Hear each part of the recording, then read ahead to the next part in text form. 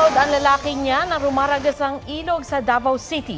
Ilang minuto siyang inagos hanggang sa nakakapit at nakaakyat sa punong kahoy. Doon na siya hinagisan ng lubid na mga sumagip sa kanya. Nagtamo ng mga sugat ang 48 anyos na lalaki. Inanod ng ilog ang lalaki matapos bumigay ang kinatatayo niyang dike bunsod ng pagragasa ng tubig sa ilog. Patay ang 2 taong gulang na lalaki sa Cagayan de Oro City matapos mabanlian ng bagong kulong tubig. Aksidenteng tumapon sa kanyang mainit na tubig habang tinitimplahan siya ng gatas. May report si Cyril Chavez ng GMA Regional TV. Ang matatamis na ngiti ni Cody Ryan Balili. Sa mga litrato na lang, masisilayan ng kanyang pamilya. Nasawi ang 2 taong gulang na bata matapos mabanlian ng kumukulong tubig ang kanyang katawan, pati na mukha. Ayon sa kanyang lola, nagpainit ng tubig ang ama ni Cody para timplahan ng gatas ang bata. Inilagay raw ng ama sa lalagyan ang mainit na tubig at saka ipinatong ito sa mesa. Maya-maya, nagulat ang ama dahil biglang humiyaw ang bata. Inabot pala ni Cody ang mainit na tubig at natapon ito sa kanya. Malabong makauwi ang ina ni Cody para sa kanyang libing dahil kasisimula lang niya sa trabaho sa ibang bansa. Inaunta nga sa may iyang pasensya ako namin nga mga kuan kay dili man ginato mahilikayan ang kay kuan na kulinaw lang tayo sa iyang lakaw sa iyang kuan kay wa man gini na mahimo sa iya kay iya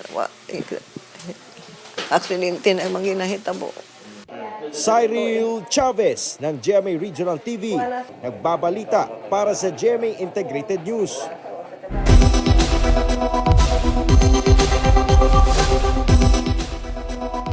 Sa atin pong tip talk, ang first aid sa paso o nasunog na balat, ilayo ang taong napaso mula sa pinagmumula ng init. Tanggalin ang anumang damit o alahas na nasunog sa nasunog na balat at maliban na lang kung dumikit na ito sa balat. Linisan ng malamig o maligamgam na running water ang nasunog na bahagi sa loob ng ilang minuto.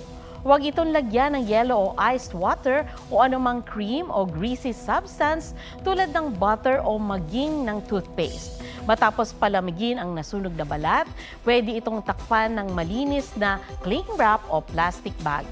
Uminom ng painkiller para maibsan ang kirot at iangat ang apektadong bahagi para mabawasan ang pamamaga. Sa malalang kaso ng pagkasunog ng balat, magtungo sa ospital. Aprobado na ng Wage Board ng NCR ang 35 pesos na dagdag sahod para sa minimum wage earners sa pribadong sektor. Magiging 645 pesos na ang arawang sahod ng mga nasa non-agriculture industry. 608 pesos naman sa mga nasa agriculture sector, service o retail establishments na may 15 empleyado pababa at manufacturing establishments na mas mababa sa 10 ang tauhan.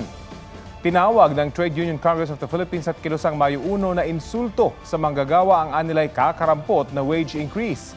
Paliwanag ng Wage Board, nakabase ang aumento sa galaw ng Consumer Price Index sa nakalipas na taon na hindi naman daw lumampas ang average sa 5 piso.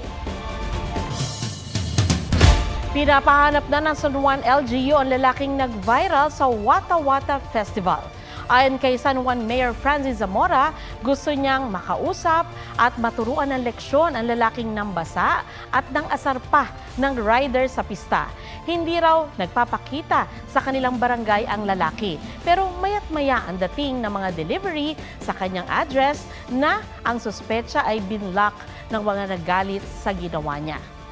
Apela ng kapitan ng barangay, itigil na ang pagpapadala dahil kawawa ang riders na nagtatrabaho ng maayos. Patuloy ang panawagan ng City Hall sa mga nabiktima na magtungo sa kanilang tanggapan para masampahan ng reklamong kriminal ang mga sumali sa basaan. Posible silang pagmultahin alinsunod sa ordinansa ng lungsod. May payo si dating Pangulong Rodrigo Duterte kay dating Senador Laila de Lima matapos mapawalang sala sa lahat ng kanyang drug cases. Huwag kang kumalikot ng away kasi pagsisihan mo yan. Anong babawiin mo sa akin? Sinabi yan ni Duterte sa plano ni De Lima na magsampa ng kaso laban sa dating Pangulo. Sinusubukan pa ng GMA Integrated News na makuha ang panig ni De Lima ukol dyan. Inihayag din ni Duterte na alam niya ang kinaroroonan ni Pastor Apollo Kibuloy, pero hindi raw niya ito sasabihin. Biro pa ng dating Pangulo, secret daw ito. Pinabulaanan ng mga mangingisdang nasiraan ng bangka na iniligtas sila ng China Coast Guard. Sabi naman ng Philippine Coast Guard, hinarang ng China ang mga barkong tutulong sa mga Pinoy. May report si Chino Gaston. Pinalibutan ng mga barko ng Philippine Coast Guard ang bangkang ito sa Panatag Shoal nitong Sabado. Nakalubog na ang kalahati ng FB Akyo matapos sumabog ang makina. Sakay nito ang 8 mangingisda. Nakamasid sa rescue operation ng PCG ang China Coast Guard. Sabi ng PCG, pahirapan ang pagsagip sa mga mangingisda dahil ilang beses hinarang ng China Coast Guard ang BRP Sindangan. We were subjected to different dangerous maneuver and blocking ng Chinese Coast Guard and the Chinese Maritime Militia. We were still subjected to harassment of the other Chinese Coast Guard vessels. Kanina, naihatid na sa Zambales sa mga mangingisda. 2 ang idiniretso sa ospital matapos magtamo ng matinding lapnos habang nakauwi na ang 6 na iba pa. Ayon sa mga nasagip, isang bangka ng mga Pilipino ang sumaklolo at naghatid sa kanila sa paparating na BRP Sindangan ng Philippine Coast Guard. Noong time po nang nirescue kami 2 ng bangka na JJ3, dahil yun ang malapit sa location namin, dinala kami doon sa Philippine Coast Guard. Taliwas yan sa pahayag ng China na mga Chino ang sumaklolo sa kanila. Gawa-gawa ang nila yun. Ibig sabihin na lumapit sila sa amin na tutulong. Hindi naman. Nagbato pa daw sila ng life ring. Kumbaga, these are just propaganda footages, no? To show the world na they really cared about the Filipino fishermen and for humanitarian cause. Sinubukan naming kunan ng pahayag ang Chinese Embassy pero wala pa silang sagot. Chino Gaston nagbabalita para sa GMA Integrated News.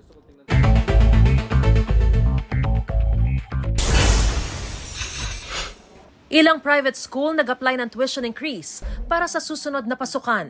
Gate ng Coordinating Council of Private Educational Associations Incorporated o COCOPEA, long overdue na ang hiling na dagdag matrikula.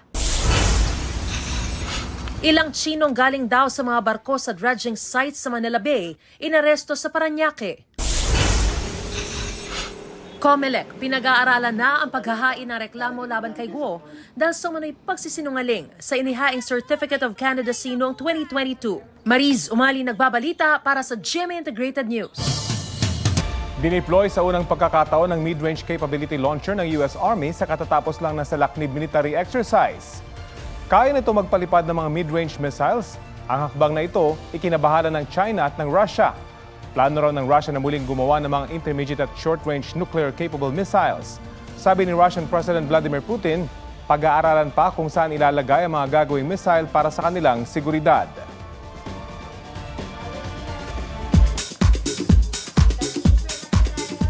South Korean actor Kim Ji-soo sumabak sa GMA Integrated News interviews. Gaganap na Adrian Park sa action primetime series na Black Rider bilang half Korean, half Filipino hired assassin. Ginulat din niya ang marami sa mga alam niyang Tagalog words. I love to watch documentaries. I also learned a few basic Tagalog words like kumusta po kayo? And like salamat po, masalap, and mag-ingat ka. Open kaya siya sa pakikipagrelasyon sa hindi taga South Korea? Actually, yes. To be honest, I did a long time ago. It's not a big deal for me. Sparkle star Bianca Umali rumampa sa bridal fashion show. Tila preview as a future bride in white mini dress with train. Kapuso drama king Dennis Trillo at pambansang ginoo David Licauco kumasa sa ILY challenge sa TikTok. Pero baby, hindi uubra kahit lumuha ka pasensya. Nelson Canlas nagbabalita para sa GMA Integrated News.